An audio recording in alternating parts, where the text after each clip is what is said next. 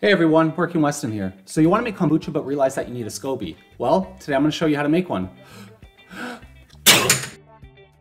With that being said, let's get to work.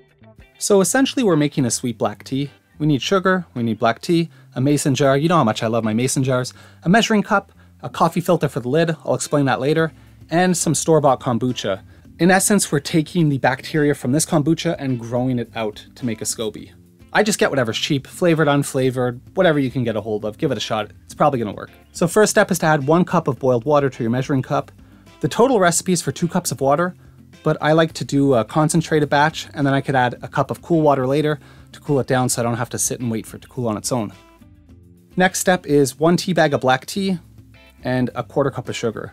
Stir that all around until it's dissolved, and while you're stirring, hit like, hit subscribe, get that booch on, boy. After you've let your tea steep for about 15 minutes, get your tea bag out of there, squeeze all the juicy goodness out of it, and then add your last cup of water.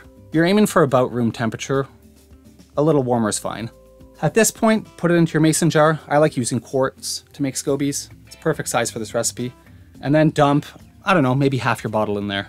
Put a coffee filter for the lid. The whole point here is to let air out without letting bacteria in. And at this point, you're done. Throw your label on there so that you remember what day you made it, and put it off into the corner. This is gonna take about a month, so drink the rest of the booch that you got. Here's what you should expect to see after 1, 2, 3, and 4 weeks. I usually let mine go for a month, and then I start brewing with it. This is a shot of a bigger, healthier SCOBY that I've been brewing with. Now, you don't wanna move your jar while this is happening because the SCOBY will sink to the bottom, and then you're gonna have to wait for a new one to form on top. And it just makes it take a lot longer. And you can make SCOBYs and kombucha out of lots of different stuff. I got white tea, I got green tea, I got coffee bucha, I got my black tea, experimenting with flavored teas. Next video, we're gonna get into how to brew the kombucha with that SCOBY. Let's do it!